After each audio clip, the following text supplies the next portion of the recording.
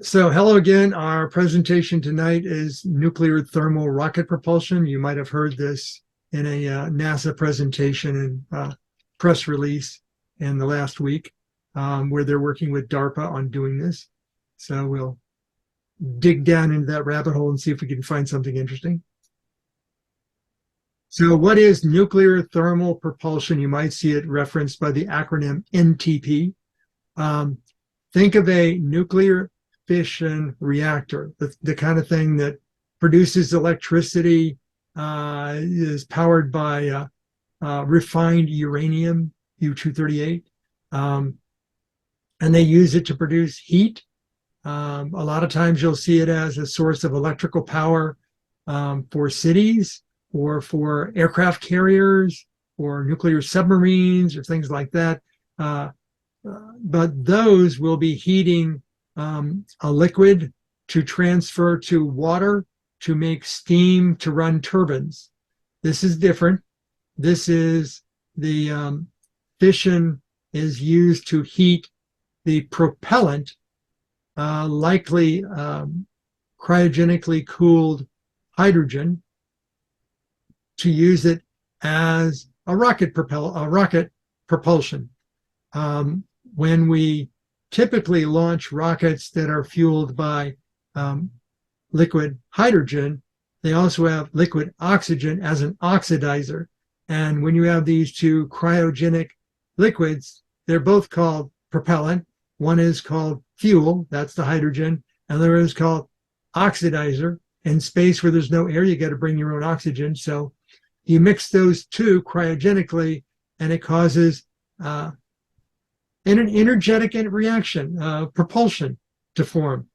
But it's not 100% efficient. You'd think that it might be, but nope, a lot of it is lost in the chemistry and in the thermal transfer. So if you wanted to ionize the hydrogen even more so, there are two approaches. One is electrically, which there's a lot of thermal issues with that, dissipating it. But if you could run the hydrogen through the core of a fission reactor, it will almost 100% ionize the hydrogen, which puts more force out the back end of the rocket. And the old Newton's third law, you push this way to go that way. That's how you get the rocket to have more propulsion. It is more efficient than mixing chemicals. You get a greater specific impulse. And it is many times greater propulsion than ion propulsion, than ionized gas propulsion. This is a project that has worked with subcontractors through the Defense Advanced Research Projects Agency, or DARPA. And the particular project is called DRACO, the Demonstration Rocket for Agile Cislunar Operations. You know they got to come up with the acronym before they figure out the words. Cislunar refers to the area in orbit around the Earth that is beyond geostationary and less than lunar orbit. So it's how do you get a rocket to go out, not in close orbit of the moon, but basically go out long, elongated orbit around the moon and come back. This is similar to the uncrewed rocket that we recently sent to the moon, except that one actually did slingshot in and do a couple of orbits. This one would just go out around the moon and come back to Earth. So why do we need to do this thing? Because there's a few things that sound, do you really want to do that kind of stuff, like a nuclear fission reactor that you launch on a rocket? And we've seen rockets go boom. So yeah. Chemical rockets, how do you make them lift off heavier stuff? And once they're beyond the orbit of the Earth, how do you make them go faster to get to a place like, I don't know, Mars? If you've looked at the New Horizons spacecraft, that was the biggest boosted rocket that we ever launched from Earth at the time. And it didn't do any gravitational slingshots around other planets. It went straight out to Pluto, but it took 10 years to get there. because space be big. So if you wanted to get to Mars quicker, how would you do that? Well, there's only so big a rocket you can launch from Earth before you get to diminishing returns. You can put a big liquid fueled tank, and you can put another big liquid fueled tank on top of it, kind of like SpaceX is doing, and you can lift a certain tonnage. But what if once it got beyond Earth orbit, you wanted even more? Well, your liquid fuel rocket and any solid boosters you strap on the outside or liquid boosters you strap on the outside, their fuel supply is only going to last just a short number of minutes before it's going to be exhausted, because they're producing so much force per second. And not at 100%. The efficiency is less than 100%. So you've got kind of a ceiling. You want to go further, faster. Traditionally, what we've done is use slingshot orbits like the Voyager spacecraft. They left Earth using a large Atlas rocket, and then they went out and around a couple of times. I think they went around Earth a couple of times, around the sun once, and then out towards Jupiter, and did a slingshot Jupiter to Saturn to Uranus to Neptune. Voyager 1, I don't think made it to Neptune. Voyager 2, I think, made it to Neptune, and it's simply a matter of the cascade of the positions of the planets were in the sweet spot for Voyager 2, not for Voyager 1. We got most of it. So if you're not going to do gravitational slingshots because you're just on a short hop from Earth to Mars and there's nothing big in the middle, you don't want to go back to Earth, because that kind of slingshot would be counterproductive because you want to go the other way. So think about the other deep space missions we've got that have gone out farther and moved at a pretty good clip. They were ion propulsion. We had Deep Space One that proved out the ion propulsion of NASA's NSTAR ion engine. You've got Dawn that actually had 3 of those on board. Starlink satellites use krypton gas-based ion propulsion to keep themselves in orbit for up to 5 years. But they produce a lot less instantaneous force. They just produce it for a lot longer period of time, and the force gets to be cumulative. So you can go faster, it just takes longer. So for those people that have been studying NASA rocketry for a number of years, they go, I think I've heard of nuclear rockets before. Yes, there have been several projects dating back to the 1940s, and I've got the acronyms up there for all of them.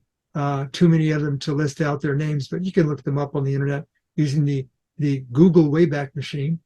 So in 1944, back when we were just learning about nuclear weapons, somebody came up with a great idea. We'll have a big blast shield on the bottom side of the rocket, and we'll make it curved in shape, and then we'll eject nuclear weapons out the bottom of the rocket and detonate them behind the rocket, and then we'll ride the shock wave. Yeah, that didn't go very far. Sounds like a good idea.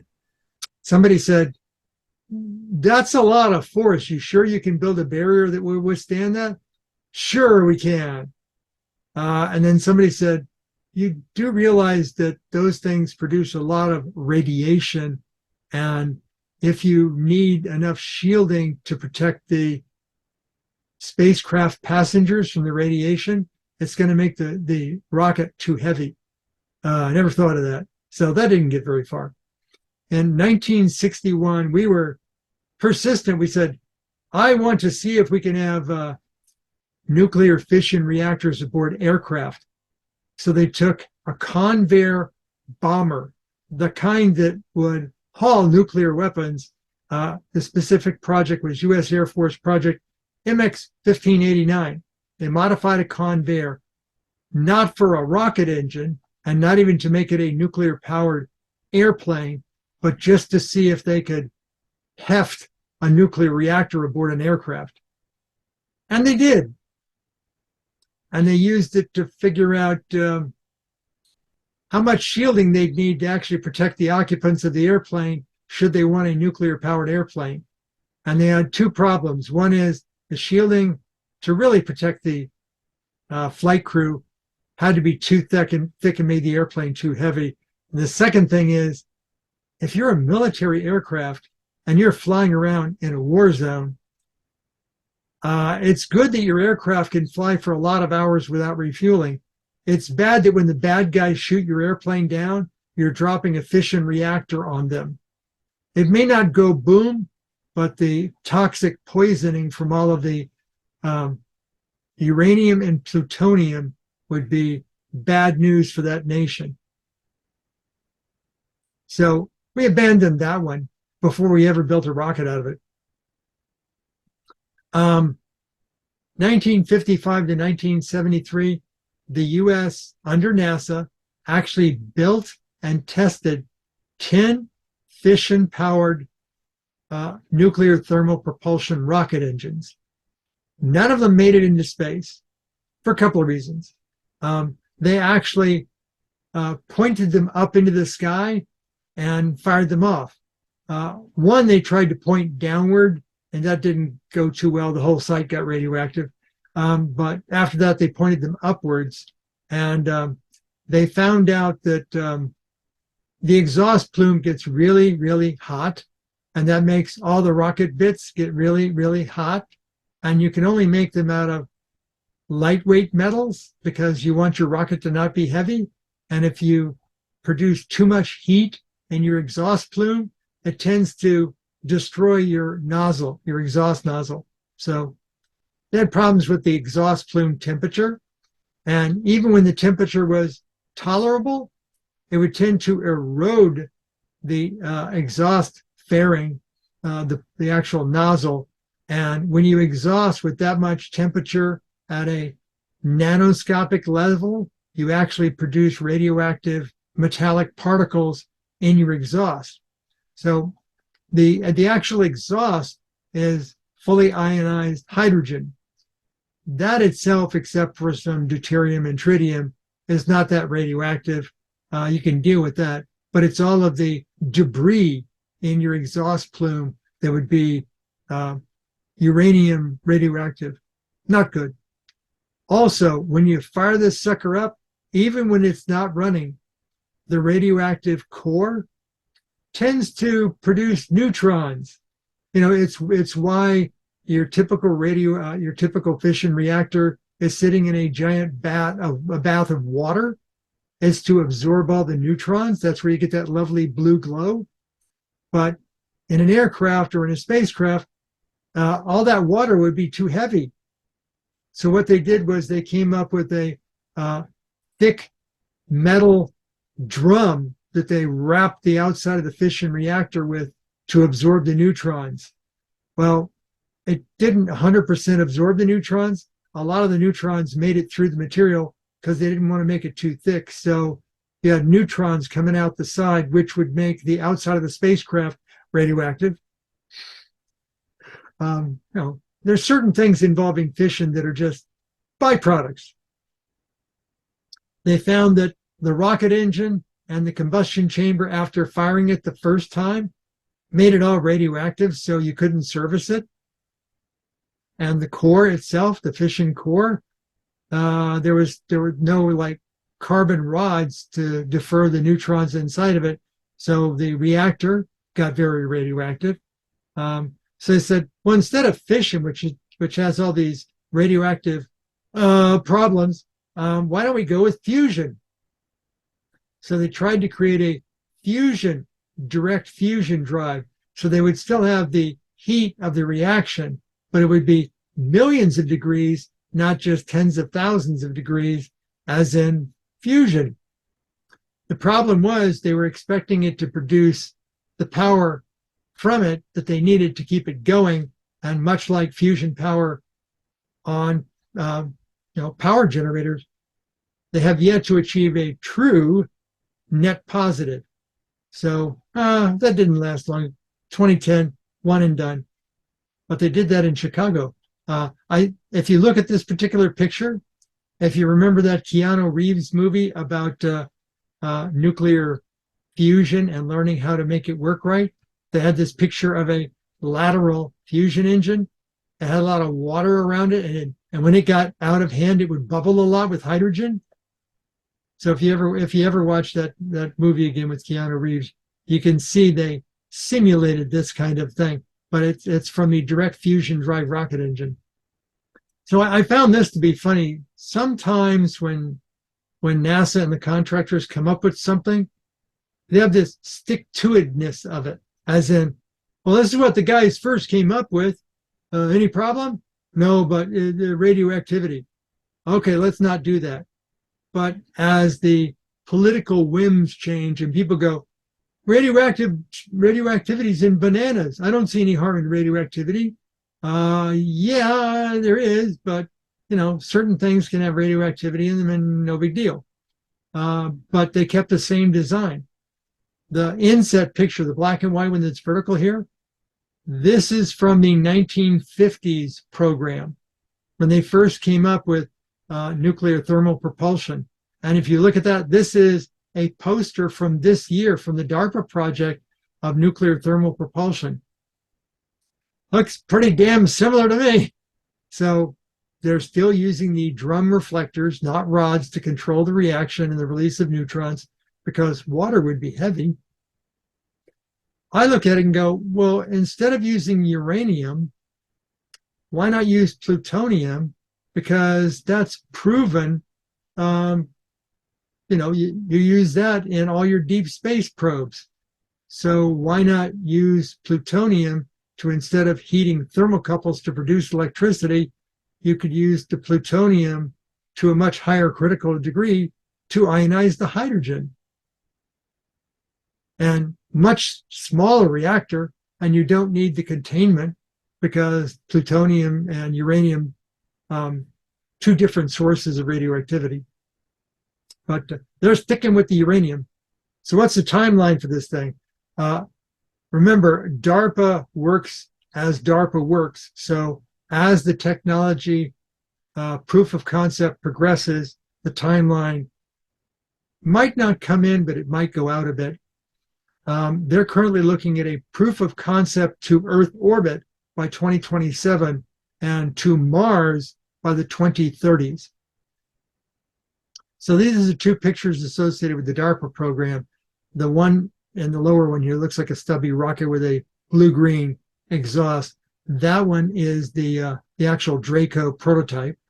And the bigger one looks like it came out of some futuristic sci-fi movie with the kind of yellowish propulsion out the back.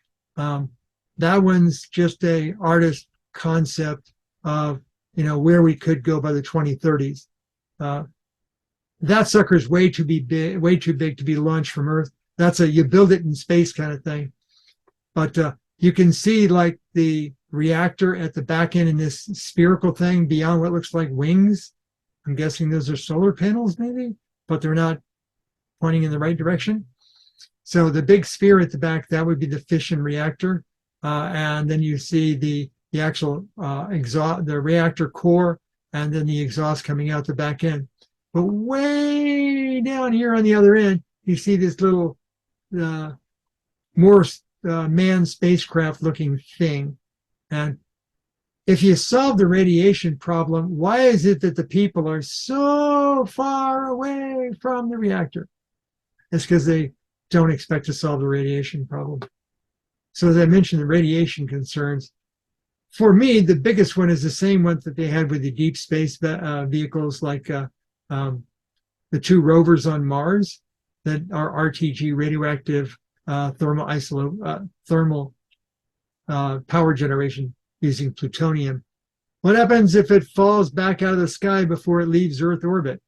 Well, they built those suckers very, very strong. The old kind of, you could drop them from space and they wouldn't leak. You could hit them with a railroad train at full speed and they wouldn't leak.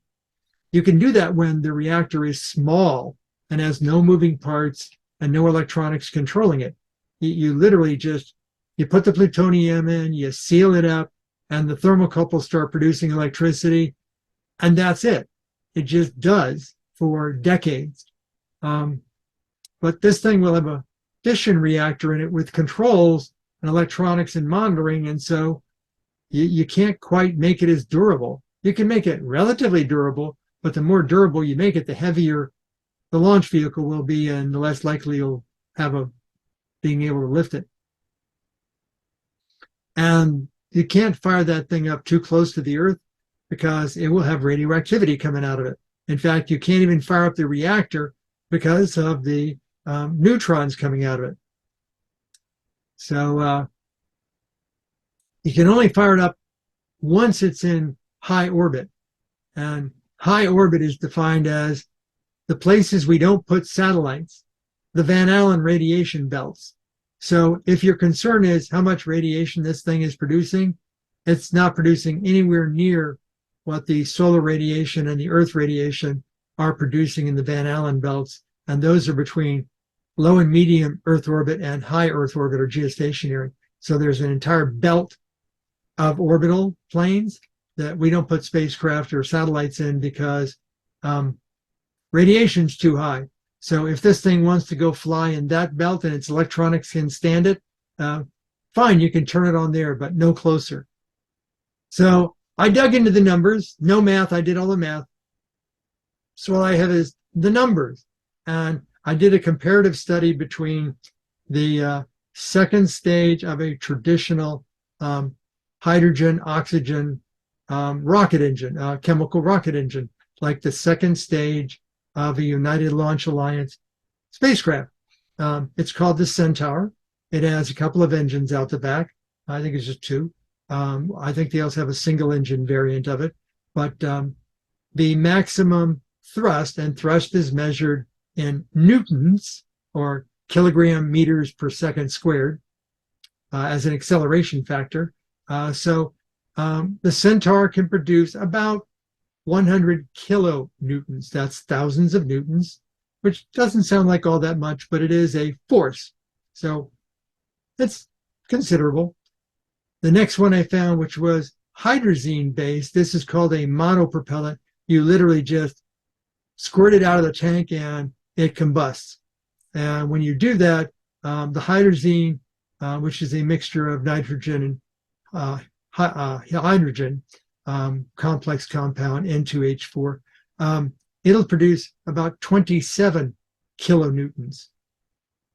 For those people that think ion propulsion is the future, it's got to be really, really strong, right? Well, at its maximum, a single NSTAR engine using xenon gas produces 90 millinewtons. A millinewton is 1/1000th of a newton, so less than 1/10 of 1 newton. Not a lot of propulsion, but that's at full capability. But they can't run it at full capability because it would exhaust its fixed fuel supply too quickly. So they'll typically run it at about 14 millinewtons for extended periods of time. But like I said, the F equals ma is a cumulative. So the longer you keep the rocket running at 14 millinewtons, the faster you're going to go. So DRACO, nuclear thermal propulsion, at maximum will produce 24 kilonewtons. So that's less than a good hydrazine engine like the space shuttle had, the orbital maneuvering system, the space shuttle. That wasn't the large diameter engine out the back of the space shuttle. That was the two smaller engines. But they're stating, at least from what I can read in the publicly available DARPA documentation, because DARPA does a lot of black projects, the publicly available information says it's typical propulsion, which means if you want to go to Mars, it'll typically be running at 8 kilonewtons. So 8 kilonewtons is far more than 14 millinewtons. So it is a substantial improvement over ion propulsion, but nowhere near even garden variety hydrazine propulsion, and just a small fraction of what something like Starship from SpaceX, once it refuels in orbit, can do. If you're going to measure the thrust, how much weight is it? Well, this is just the weight of the engine, the fuel tank, and the electronics it takes to drive it. So this is the engine plus fuel kind of thing, or plus propellant. The Centaur has 54,400 kilograms. That should have been lowercase k, sorry. A kilogram is 2.2 pounds. So if you just multiply that times 2, you've got a rough approximation of pounds. So 100,000 pounds of engine plus propellant it takes to get a Centaur up there. That's just the second stage. Don't get me started on the first stage. The hydrazine aboard the shuttle, plus its 2 engines and the tanks of the fuel, was 180 kilograms, which was a lot less. But they only used it for orbital maneuvering, nothing big time, just for a lot of turning around and adjusting and going to higher orbits and doing the reverse braking to get back into Earth. So not a lot. The ion engine used aboard Dawn could produce 420, had a mass of 425 kilograms, which if you look at it, the total fuel plus engine weight was heavier than the shuttle's OMS engines. That's because it had to last for several years. Most of that weight was fuel, and it was compressed xenon. Xenon is not the kind of thing you want to compress down to cryogenic temperatures. You compress it really, really hard, and if you compress it any harder, you're going to need a thicker walled tank, which makes the mass heavier, and you can't carry as much. So it was highly pressurized xenon, but I don't think it was cryogenically cooled. The maneuvering rocket aboard Dawn, 43 kilograms. That's just a maneuvering rocket. So a tenth of the weight of the ion propulsion engine was just maneuvering. That's so it could go into orbit around asteroids and leave orbit around asteroids. DRACO, nobody's willing to step out and make a claim yet because they don't know how much the shielding is going to weigh. So to be defined, but I'm going to guess that since the initial launch won't be crewed, there won't be any on board, they can sacrifice some of the radiation shielding and just go, well, if the electronics are okay with it, that's sufficient shielding, which makes it lighter. And lighter is probably a good thing for it. But, we can only lift so much from the ground. This is my favorite. This is propulsion duration. If you have these things going at full throttle, how long, given their fixed size fuel tank, can they produce their maximum thrust? A Centaur second stage, 450 seconds. About 8 minutes.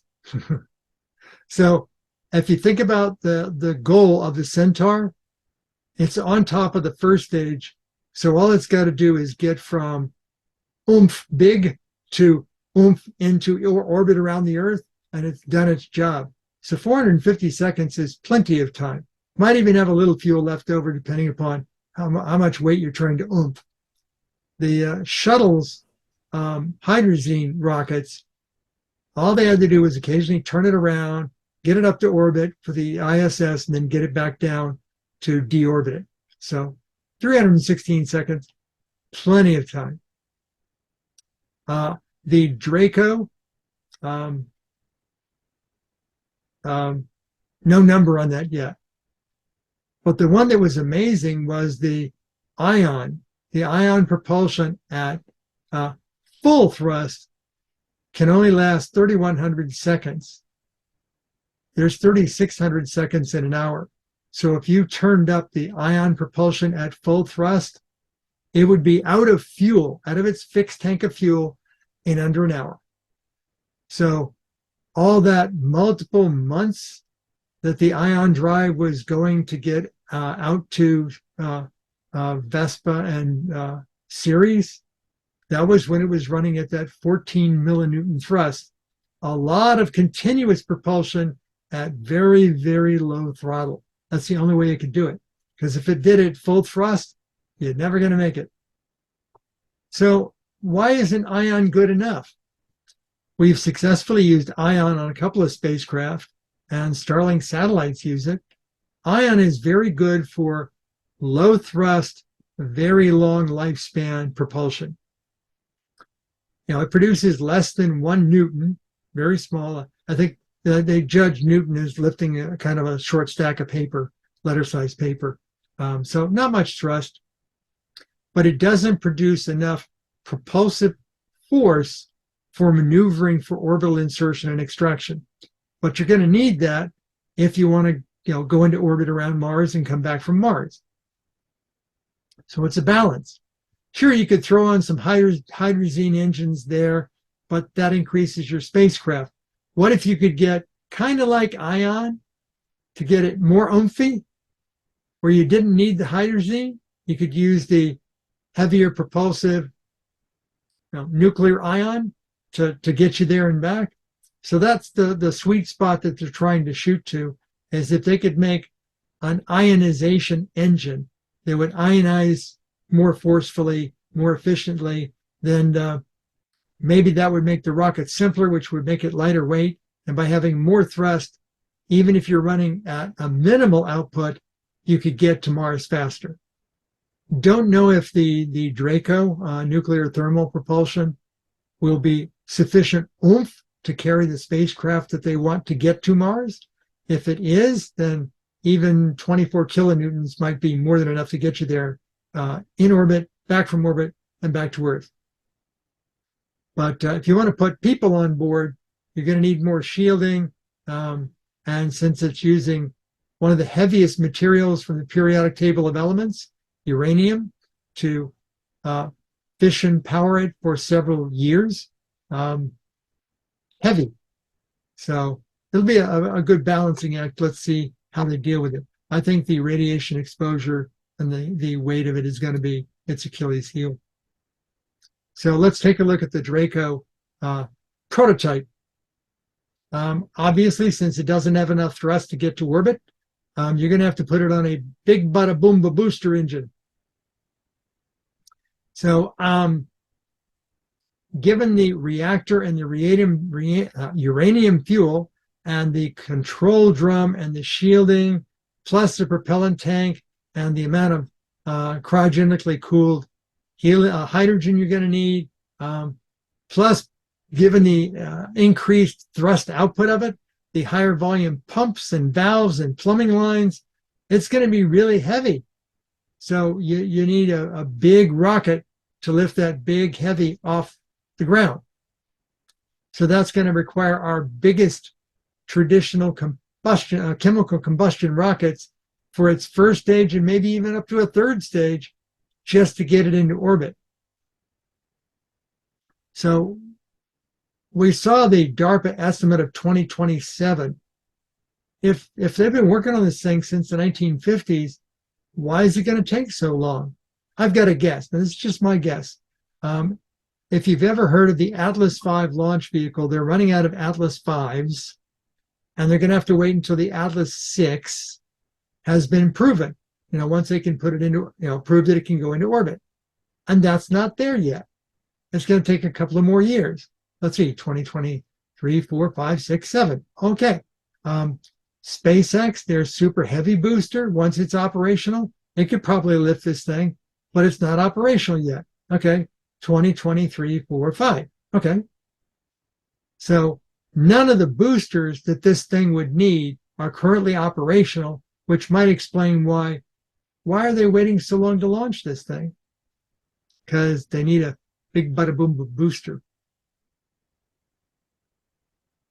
So here's that balance, the tangled web we weave. Fuel consumption, fuel capacity, and vehicle mass, and then you throw in the nuclear part of it, which increases vehicle mass. So the idea is, if you mix chemicals together like hydrogen and oxygen, you can get a mathematically proven, chemistry, physics proven amount of force out of it. So you can make the engines pump it more efficiently, but there's ultimately a ceiling. But as you do it more efficiently, it produces more thrust out the back, which means everything needs to get bigger. All your plumbing, pumps, valves, and combustion chamber need to get bigger. And if you've ever seen the difference between a Falcon rocket engine and a Falcon vacuum rocket engine, the engines are the same size. The combustion chamber is roughly the same size. the nozzle on the back of it is several times the diameter, because in the vacuum of space, the exhaust gas can basically depressurize out farther, and you want to contain that, so you have to make the engine fairing larger. So if you want to put this combustion rocket in space, it's going to have a big engine nozzle on the back. Makes it heavier. But if it can consume more propellant per second, that makes the propellant tanks bigger. More propulsive gain, more fuel, more mass. So you have an ever-chasing cascade here of, as long as you stick with the same concept of, it's all about chemistry, even if it's ionization chemistry. If it's all about chemistry, you've got a ceiling you're going to hit. Even if you're ionizing rather than combusting. So downsides, I've mentioned the radioactivity, but you're launching a nuclear fission reactor with uranium on board. You've got a fixed fuel tank size. You need all the valves and pumps and exhaust nozzle and stuff like that. The exhaust is going to have radioactive particles in it. You're going to need shielding. Shielding for the first prototype, the electronics is probably minimal, but when you want to put people on board, you need better shielding. And even in sci-fi, the cruise quarters are way away from the actual nuclear rocket engine. And you're attempting to launch the heaviest thing you've ever launched using currently unproven rocket technology of Atlas 6 and a SpaceX Super Heavy to get this thing out beyond Earth orbit. So better make sure those things are working well. You don't want it falling back. My 2 cents worth. Nuclear thermal propulsion is an intermediate solution, as in you start with the same premise, chemistry and physics. As long as you don't change that premise, you're going to have a plateau. You can only make it so efficient until you hit the chemistry boundary. The Achilles heel, because you're basing it upon a fixed at launch fuel tank, whether it be the fuel or the oxidizer or the helium it takes to pressurize tanks in low gravity. I don't know if you've ever seen pictures of that, but if you get out into space and you're thinking of using a fuel like liquid hydrogen and liquid oxygen, you need to pressurize the liquid oxygen, otherwise it gets sticky and your tank's not always full. When your tank's only half full, most of your liquid oxygen is going to stick to the inside of the tank and not go down to where you want it to mix with the liquid hydrogen to make the engine work. So you pressurize it with cryogenically cooled helium, because that's inert, to make it push the liquid oxygen out the back of the rocket. So you actually need 3 propellants. You need the hydrogen, the oxygen, and the helium. But that's why they use hydrazine, because hydrazine will stay pressurized. You don't need, under certain circumstances, you don't need the additional helium. My thought is, let's skip the middleman. Let's stop the premise and go to more of a physics, less chemistry-based propulsion, like photonic propulsion, radiation, reflection, pressure, close coupling of the optical emitters and reflectors, no giant solar sails, no gigawatt lasers, not nuclear-powered ion propulsion. It's something called VASMIR. You can actually look that up. Very similar to nuclear thermal propulsion, but for ion propulsion. No warp drives. It's not that bleeding edge. And not theoretical quantum vacuum drives. Once we prove that that stuff actually is practical as an engine. And it's not the proverbial EM drive,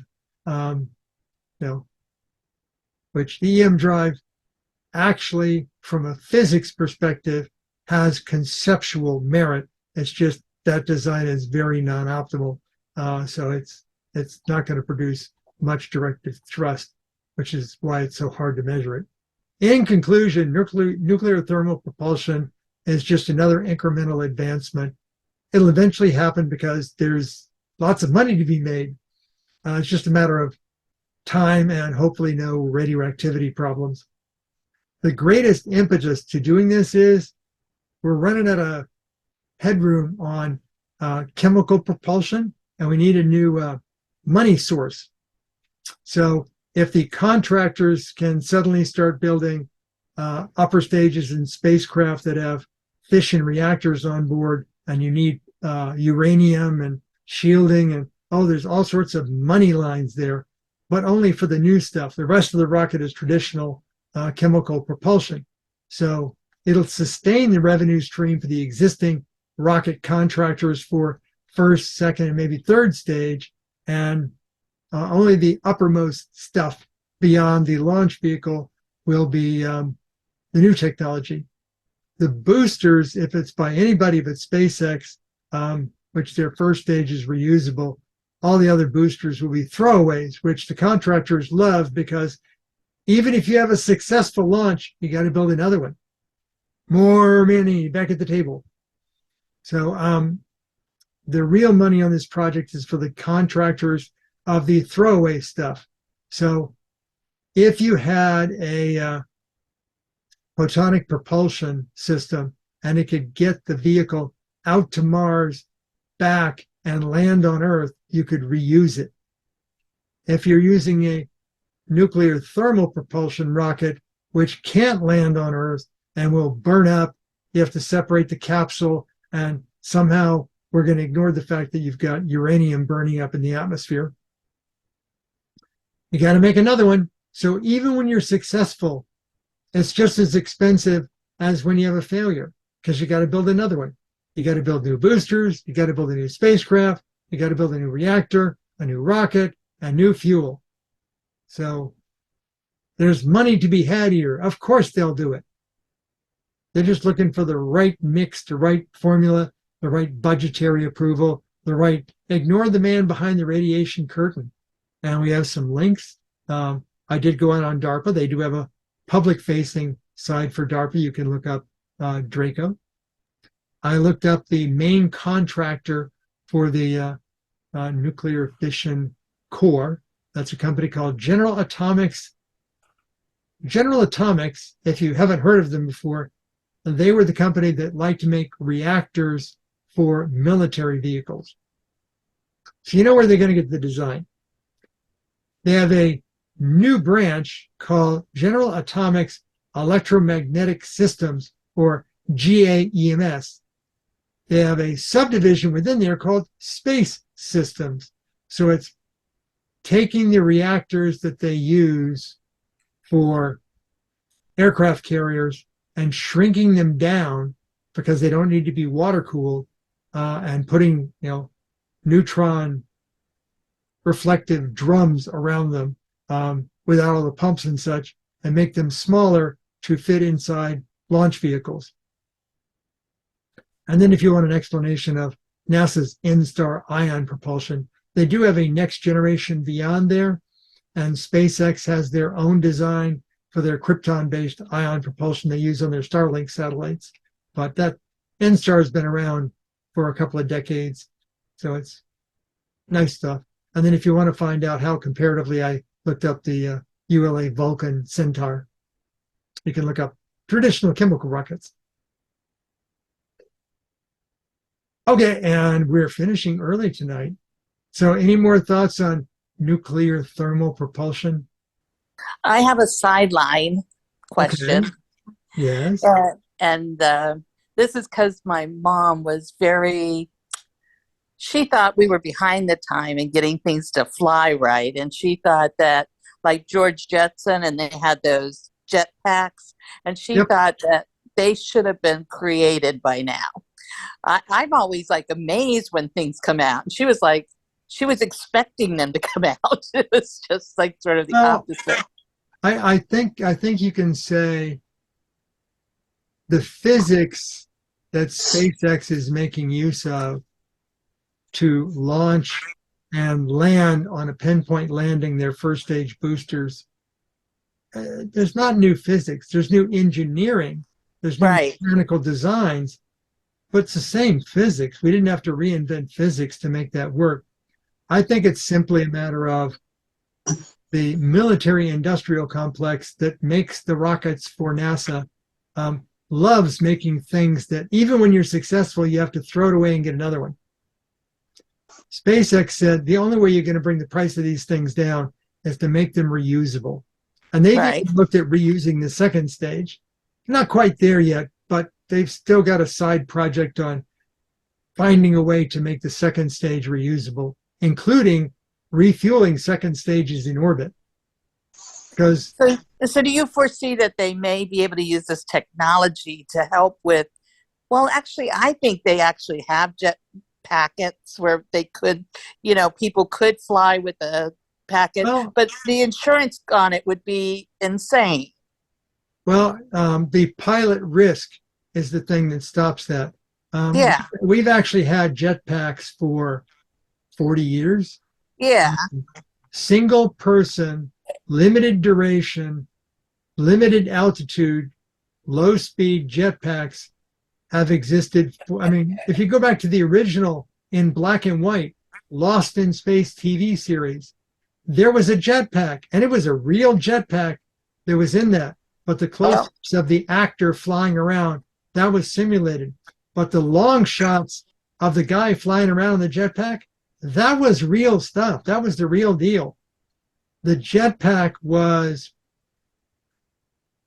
high purity hydrogen peroxide being squirted under pressure over a mesh of silver grid, like a fine wire mesh of silver. And that was what produced the thrust, because there's a catalytic reaction when you mix hydrogen peroxide at 100% or 98%. You mix that with silver.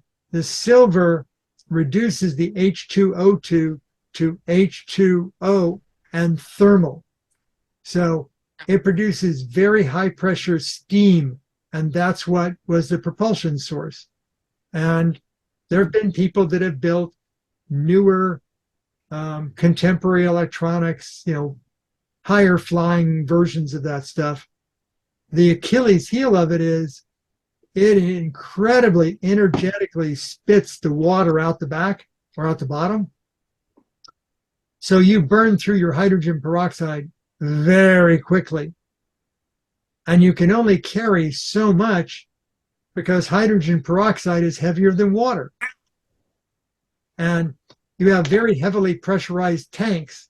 And the tanks were initially made out of fiberglass, but you couldn't pressurize them enough, so they made them out of aluminum alloy. So that made the jetpack heavier, which, okay, you're getting more thrust out, but you're carrying more fuel and the tank's heavier.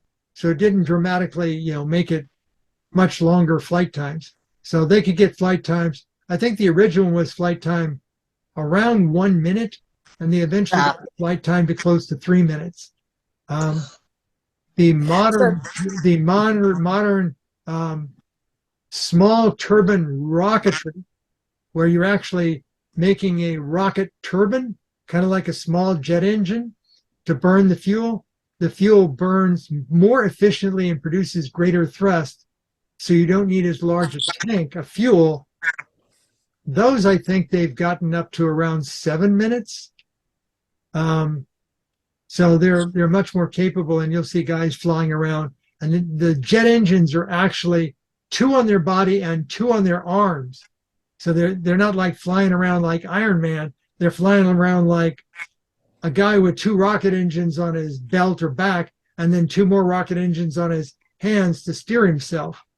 But I think the one that's probably the most efficient is when they put 4 propellers on the guy's on a harness on his back, and they have 2 propellers behind him and 2 propellers in front of them, and they actually have instead of 4 propellers, there's actually 8.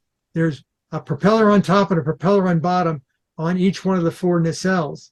So it's a push-pull on both of them.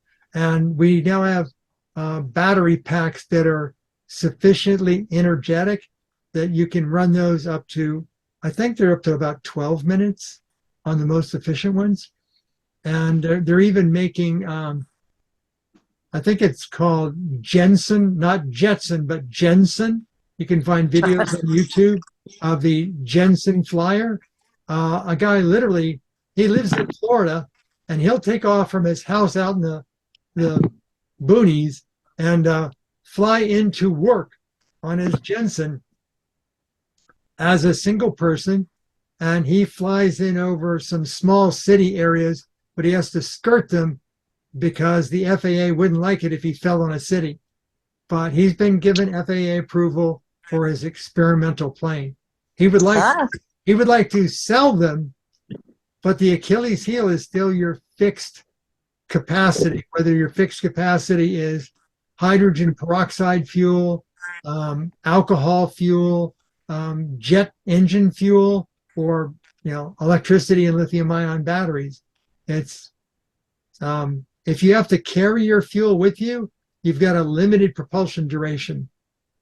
But if you add solar panels or you add radioisotope thermoelectric generators, you're not carrying your fuel with you. You're making your fuel on the fly, and that means that photonic propulsion, radiation reflective propulsion, wouldn't have that limitation because you've always got more fuel.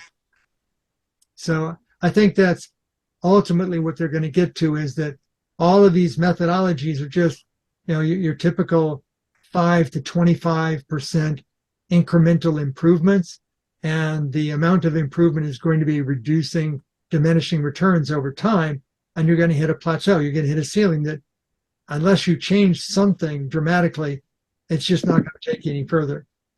So I say, cut out the middleman. Get on with the physics. Have jetpacks been used yet for anything other than saying, hey, look, we have a jetpack? Have they used in industry or war or anything like that? No. There are prototypes. There are prototypes that DARPA is currently testing out to allow Marines to get to and from high-speed boats.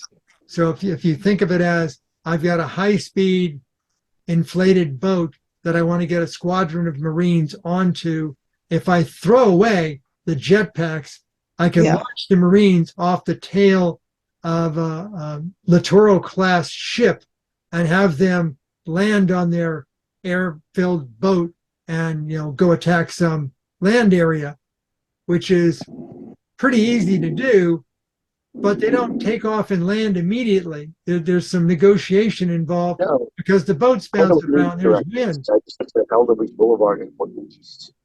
And wouldn't you burn up the inflatable boat as you're landing? Details. What they found out was these rubber boats aren't made out of rubber, haven't been made out of rubber for a long time. They're made out of Kevlar. And if you make them out of Kevlar and you put a door on the back of the ship and a ramp in the back of the ship, you put your deployment team on board. You put your deployment team on board the rubber boat and you shove the rubber boat out the back of the ship and you start the motor and you drive away. Much faster deployment and no throwaways. And when you want to get the boat back on board the ship, you change the ramp angle from high low to low lower, and you fill the well with water, and you drive the rubber boat straight into the back of the ship, and then you close the door all the way down and leave a little gap at the bottom, and then you tilt the ramp back up and let the water go back out. Much better. It's like, that's genius. That's like somebody was thinking with all their cylinders. But you got to always create these projects for the contractors. Got to find a way to refill their money buckets. Yeah, and so jetpacks and in general, we don't know what they could be utilized for. My mom had an idea, but I don't know all of her ideas.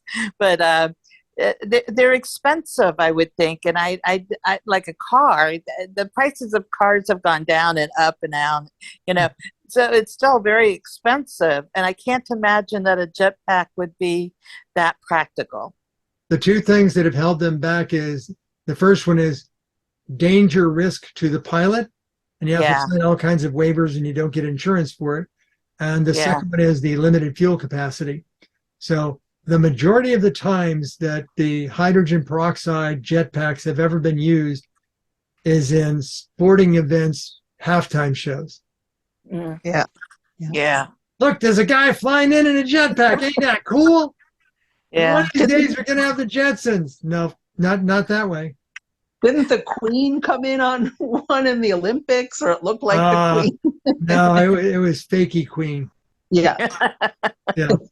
But that was nice. That was nice. Well, they actually had the fakey Queen landing in a paraglider, in a parachute paraglider, with a big British flag for the canopy of the parachute. Mm. They stole that from a James Bond movie. Yeah. So this NTP technology, do you think it will really be safe enough to launch from the US, or will they find some excuse to launch it from Africa? Because, who cares if we irradiate an African country, right? Oh, terrible. I think I can see it going there. I think what they will do is they will launch the reactor minus the fuel to orbit, and then they will launch a much smaller rocket that can be much heavier shielded and protected from falling out of the sky, and it will carry just the fuel, and they'll fuel it once it's on orbit. Mm. The problem is it goes to Mars, does a great job, comes back from Mars, does a great job, and now you want re-entry. Okay, you separate the crew cabin from the reactor. What do you do with the reactor? Mm. Well, you're going to burn it up in the atmosphere. Not a good idea, because we've done that kind of thing before, and the uranium mutates to cesium, and cesium elevates the overall cancer risk for the planet. Send it to the sun. There's the good Oh, that's a garbage good collector. You know why we don't send things to the sun to burn them up? No, why? It's hard to hit the sun, strange as it sounds. It's the biggest thing in the solar system. But there's like 93 million miles that could go wrong between the Earth and the sun. Yeah, but of course you don't have like a motor on it directing it there either. Oh, well, you got to get past Venus and Mercury, which are large gravitational sources, and you don't want to be sending nuclear waste to Venus or Mercury. But I mean, if you wanted to send it to the sun, you'd have to spend money on trash to burn it up. Yeah, what you'd have to do is launch another rocket into high orbit to join up with the reactor as a disposable payload, and that rocket's sole mission would be to run it into the sun. Oh, well, I was thinking of something simpler. No, Because I was doesn't thinking, always go together. I mean, that sounds very expensive to do it that way. My thing was to think even if you wanted to do this, it would be so expensive, and it'd be less expensive to put some kind of some kind of GPS on the rocket part that you want to send into the sun, and a directional course of it to go to the sun. But it would be so expensive that they don't want to do that with trash. Why wouldn't you want these things to land on Venus or Mercury accidentally? For the same reason we don't deliberately contaminate Mars. We don't know what's down there. We have a high suspicion that there's no life on Mercury because of its limited atmosphere and solar radiation, but it orbits, it rotates very slowly. So the far side away from the sun could have life on it, not people, but could have bacteria. Okay. We don't know it yet. We're finding more and more things about Venus. And when you see chemical signatures of life in the upper atmosphere of Venus, maybe there's not life on the surface of Venus because of the sulfur acid fumes and the high temperatures, but maybe the upper atmosphere of Venus has bacteriological life in it. So you don't want to go irradiating it. Or the birds that live there. There could be life that floats in the atmosphere at that high altitude, which is something Carl Sagan postulated about Saturn and Jupiter and Venus. Is they have very high density atmospheres and very, thick atmospheres, very high altitudes. So something could be born on the wind, so to speak. Yeah. Okay, I didn't know anybody was considering that there might be life on those two planets. All right, that's interesting. I think the counter proposal is, but how are you going to make the guys that want more money more money? Nuclear is always the best approach for doing that, because nuclear is like saying, we don't care how many billions. I think the last reactor that was put in an aircraft carrier, the reactor alone was $3 billion, and it had 2 reactors. I think that was the Ronald Reagan. No, was it the Reagan or the Ford? I think it might have been the Ford. Had 2 reactors on board, and they were $3 billion a pop. But their modern reactor design meant you could fuel them up once and then not quite recycle the fuel, but regenerate the fuel. And so they were thinking they could fuel up the aircraft carrier once every 50 years. And the lifetime expectancy of the metal of the reactor was 50 years. So you only need to fuel it up once. So the high price of the uranium, you spend that once, you're done. Which sounds really great, but what about the 5,000 sailors on board the aircraft carrier? Don't they need food and supplies? Well, yeah, you may have to put into port for them, or you may have to fly stuff out to them, or you may have to have a cargo ship come over and extend the hose boom and transfer stuff. And No, you fly it out on jetpacks. Well, this is the weird thing. An aircraft carrier, you can land stuff on an aircraft carrier. You know the one thing they won't land on an aircraft carrier? Aircraft containing refueling tanks. Because if they go boom, it puts the aircraft carrier out of commission. Yeah. So whenever you see aircraft leaving the aircraft carrier and you see them getting refueled in flight, where do you think that refueling tanker gets its fuel from? It's not going to take off the aircraft carrier fully loaded with fuel. It goes and gets it from someplace on the ground. So Achilles heel, anyone? So get rid of all this chemistry middleman crap. Go for the photons. And if you want to say, how do we power it? Neutrinos. Solve both those problems. All this other stuff is just minutia, noise in the background. You don't need to do it that way. And my guess is you'll not only be above any other nation on Earth's technology, if you could do that as soon as possible, you might be cutting edge for the guys flying around that we don't know what they are. What are the bad sides of neutrinos? Bad sides of what? A neutrino? Yeah. There aren't any downsides. You right now have about 5 billion neutrinos going through the fingernail of your little finger.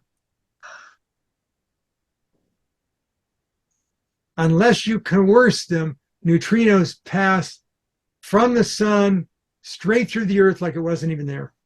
Yeah, but what we're trying to do is use them. Yes. And so usually we find when we try to use things, sometimes they have an opposite effect that we don't plan for. But until you research it, you won't know what that is. Yeah. We absolutely know what that is for fission reactors. It's radioactivity, it's shielding, it's weight, it's heavy. When it goes wrong, it's wrong. Did you see this week? Japan saying, you remember that water that we took in from the ocean in order to cool down the Fukushima reactors so they don't go critical? Yeah. We've got a lot of those tanks of radioactive water now. And it's the water contains deuterium and tritium, but not that much. what it really contains is a lot of small metallic particles that have been irradiated by plutonium. And that you don't want to be letting back out in the ocean. But they're saying, what if we filter the particulates and we just let the water go back out in the Pacific Ocean and we release it slowly? Is that okay? And all of the nations around Japan went, thumbs down. Where is And this Japan's water going, at well, right what do we now? do with Is it? it still in there? It's still in the plant No, right now. they've built, I think, 50 giant tanks around the Fukushima plant to hold the radioactive water. Uh-huh. They don't want to spend any more money, and they're running out of space to build more tanks. But they have to keep the water cycling through the plant. Otherwise, the now destroyed reactor with spent fuel rods in it will melt down further and will convert the ocean water into radioactive hydrogen and blow it into the air. And not good. So it's Is it still not cooking. safe to evaporate that water? I mean, would the evaporated water also be radioactive? The evaporated water would be radioactive. It would contain And they have to get more and more water. I mean, they have have to to keep get the it good cool. water. They can't just cycle the water that they have through it. no, because once the water becomes contaminated with the metal particles, they can't run it through the pumps anymore. So they're going to be doing this forever. Ever. So they want an escape valve, and the escape valve is, hey, other nations on planet Earth, if we dumped it out slowly and promised to do a good job of filtering out the junk, could we take the water and put it back out in the Pacific Ocean? And all the nations around Japan said, no. But they have a point. They're going to run out of places to put the water. And the other nations are going, not my problem. Build some more tanks. Level a city or two around Fukushima to build more tanks. And when you get enough tanks, maybe you can filter the original tank fluid to make it something you can put through your pumps again. So back on you, Japan. Wow. And But it is a Japan, problem for the world because if Japan says, well, we don't want to do that anymore. it is a problem for the world. And even if the UN said, Japan, no. Japan's going to go, what have we got to lose? And they're going to filter it as best they can and just go, oopsie, we dumped it all. Yep. Yeah. And I can see that. after the fact, what are you going to do? Because War they're with not Japan? making any money on this and they're Yeah. spending lots of money. When Fukushima occurred, rightfully so, because so many of the reactors in Japan were of identical design to Fukushima, they shut down all of their nuclear power generation and unfortunately went back to heavy fuel oil and coal for their power generation. And that didn't go over too well because the air pollution levels started to rise in Japan. So they're now teasing going back to nuclear. Like, what else are we going to do? Japan's a small island nation. You probably don't have enough physical space to put in enough solar panels and wind turbines to power all of Japan, because Japan being a first world nation, they use a lot of technology which uses a lot of power, and nuclear was their solution to the problem. France has different design reactors that are quite a bit safer, and when Russia raised the price of oil and natural gas, France went, what, me worry? And they get most of their power from nuclear. So we've got to find better solutions. If you remember a presentation that I discussed a few weeks ago, last year sometime, how much land space would it take for us to cover enough land mass of the Earth to produce enough power to power all the nations on the planet? And it would be a small fraction of the readily available open space and deserts around the planet. The problem is, now that you've generated the power in that very isolated desert, how do you get the power to the major metropolitan areas where it's needed? Distribution is a bitch, yeah. Yeah, building the power grid out and the gigawatt DC charging cables that are liquid helium cooled to go thousands of miles so you don't lose much power. And nobody wants that going through their country. I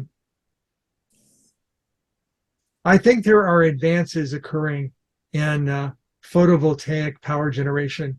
And what you're going to find is that a company like Florida Power and Light has the right answer. You clear off the space, you put as many panels in with the most cost-effective technology that's available today, and you just do it. And when you have enough panels that you're producing far more than you on a day-to-day basis need, you clear off more land and you put in a lot of battery packs, and you put in the lithium iron phosphate batteries so you can store more for less money. You don't worry about the space it takes up. So that's sufficient, but hey, it's, rural property. You paid for the land, you put the batteries on it, and now you have so much power and completely filled batteries. Now what do? Well, you pipe the excess electricity across to the eastern side of the US, and you convert the electricity through catalytic conversion back into hydrogen and oxygen, and you take the hydrogen and you burn it in your existing natural gas turbine reactors to produce electricity. So now you have fully buffered, fully redundant power for the state of Florida. And if other states, if other countries would follow that model, I think we'd very quickly find power not to be a problem. But what about when it's dark? That's what the batteries and the hydrogen are for. Next question. Well, pollution and corrosion. That's why, much like ask Florida Power and Light, when they decided to go from fuel oil at Port Everglades to natural gas fueled turbines, how long did it take for them to level to the ground the existing plant and build a completely new plant? 2 years. How much money did it cost? I don't know. It was some noise in a $1 billion project that FP&L undertook.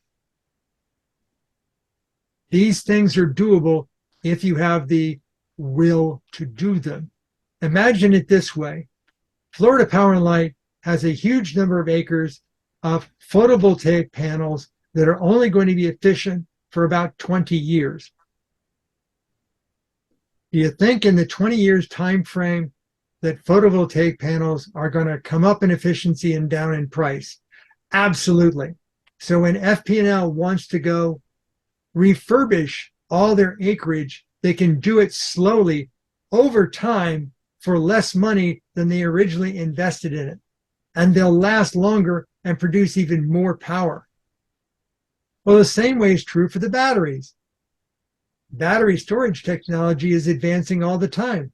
We're now looking at sodium rather than lithium-based solid state batteries that will last longer, take more charges to 100%, and just be cheaper because it's sodium instead of lithium. And so the battery supplies that Florida Power and Light has over on the west coast of Florida, when the sodium batteries come out and they can hold more and be cheaper, okay, the lithium batteries that are there are only going to last about 20 years.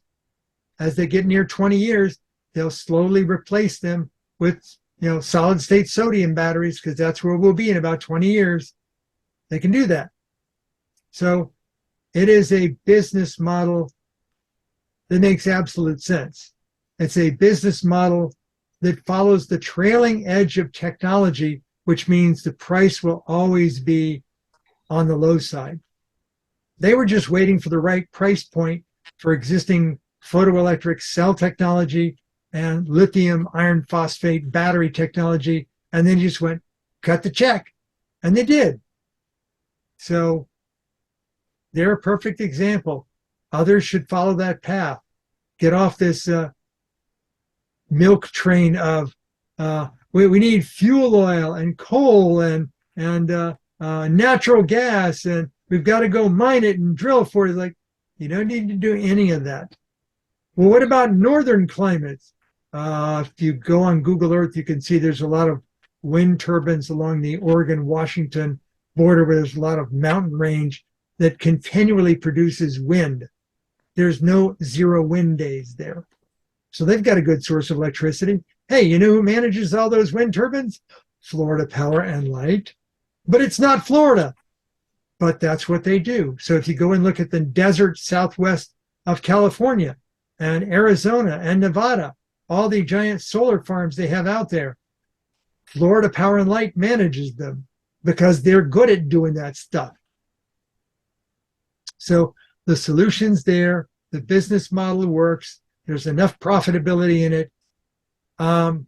Florida Power and Light no longer has any coal-fired power plants in the state of Florida. And late last year, they got rid of the last one they had in the state of Georgia. So at least under FP&L's watch, coal's just not a business model they follow anymore. Fuel oil is not a business model they follow anymore. Natural gas is the last of that sort of last fossil fuel left on the table. And they're moving away from that one because once they convert the fossil fuel natural gas fired turbines to burn hydrogen,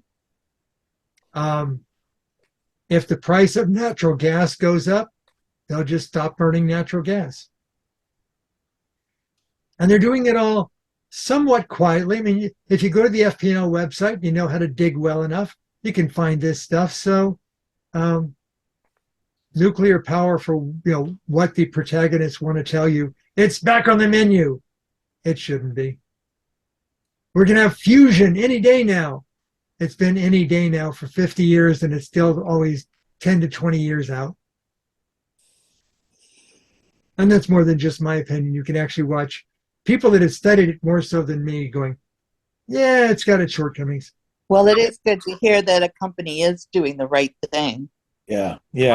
I am absolutely flabbergasted why no other electric utilities are following suit to what FP&L is doing. There are electric companies in the Tennessee conjoined states area, the Tennessee Valley Authority, and they have hydroelectric. And hydroelectric out west gets a really bum rap because you flooded places that shouldn't be flooded, and the reservoirs are drying up, so you can't do it much longer. And the Tennessee Valley Authority has been using hydroelectric power for a long time, but they're kind of like buying store-bought brands at the store. If the price of the name brand goes up so dramatically, you can raise the price of the store-bought brand and just make a killing. TVA, when the price of natural gas goes up, or fuel oil or coal or whatever other places are using, if the price of those things go up, there shouldn't be necessarily an increase in the price of hydroelectric power in TVA controlled locations, but it goes up a little bit because they can. And Well, they have to get permission to raise the rate? oh yeah, it's like in state of Florida, the Florida Public Service Commission, almost owned by FP&L. So in California, the Public Service Commission out there said, you know that money we're paying all those homeowners for the power they're putting back on the grid? The power companies don't like paying for that. Well, it's the same amount of money you're charging them, and a watt is a watt. No, their watts should cost less. Why? Because they're inferior watts. Watts are watts. So they convinced the California Public Service Commission that the amount of money you're paying those homeowners is going to have a ceiling on it, and you're not going to pay them as much. And when the peak hours higher price from the power company goes into effect, you're not going to pay the homeowners the peak price. Like, that's just stopping people from putting in solar. Yeah. And that's the whole idea. Keep the power company in business. If the efficiency of photovoltaic cells ever got to be 80%, people would put in photovoltaic panels in a smaller amount of roof area, run their whole house on it. And if there were cloudy days, they'd charge up the batteries and they'd never need the grid ever again. So the price of photovoltaic cells that are very high efficiency, and they're in the 70% range, believe it or not, are extremely expensive. And those are the things reserved for the International Space Station, where price is no object. So those new rollout accordion shutters they recently put up there as solar cells for power generation for the space station, they're 70%ers. Why can't we have those on our homes? Because they cost about 4 times what the bargain basement cells you can get for your home costs, and they produce far more power per square meter than the current cells on your roof. But that's because they're leading edge. When they get to be trailing edge technology, because even better stuff comes out, that stuff's going to fall down to consumer level. And when that stuff falls down to consumer level, there'll be a paradigm shift. Or when solid state sodium batteries become consumer price point for your home battery storage, yeah. The paradigm shift is inevitable. You can only keep the price high for so long before somebody goes, hey, if I only charge 80% of what you're ripping people off at, I can make a big fat margin and corner the market. And the price will cascade down then, because the next guy can go, I'm happy with a 50% profit margin. I'm happy with a 30% profit margin. Yeah, the paradigm shift's going to occur. So what's the next best thing after photovoltaic? Neutrino voltaic, because it's currently cutting edge, bleeding edge stuff. And there's a video on YouTube where a guy uses carbon nanotube technology to draw in neutrinos and on a very small probabilistic manner generate electricity from neutrinos. And he has a strip about 4 inches wide and 8 inches long, and it's producing 1.2 volts of electricity from neutrinos indoors. And that's just this very thin stuff. It looks like plastic wrap you'd use in a kitchen that has a black side and a clear side. But it's very expensive to make now because, you know, carbon nanotubes. But he said, if 1.2 volts is not enough for you, watch this. He put 2 layers of it together, and because the neutrinos that don't get captured by the first layer get captured by the second layer, 2.4 volts came out. I said, that's practical enough that you make, as I've stated in neutrino power generation, you make like a giant brick of it. And you just put layer, and put, you know, 500,000 layers of this stuff, and you join them all up into series and parallel arrays. And now you have high voltage, high current output, and your power source is infinitely long lasting. And there's no cloudy days, sunny days, cold weather, hot weather. As long as there's a sun beaming radiation to the earth, you'll have power. Why aren't we pursuing that? Because the paradigm shift would take a lot of people and empty their revenue stream. Mm-hmm. So when you see a big company suddenly go, we've seen the writing on the wall, fossil fuels are dead end, we're BP, we now own neutrino voltaic technology. We bought the patents. It cost us $2 billion, but we didn't care. So look forward to that. And like I said, radiation reflection pressure, somebody's got to do it. So 2 technologies, 2 paradigm shifts, change the face of Arrakis. Mm-hmm. Okay, comments or questions? I've blathered on long enough. Okay, I'll stop us recording.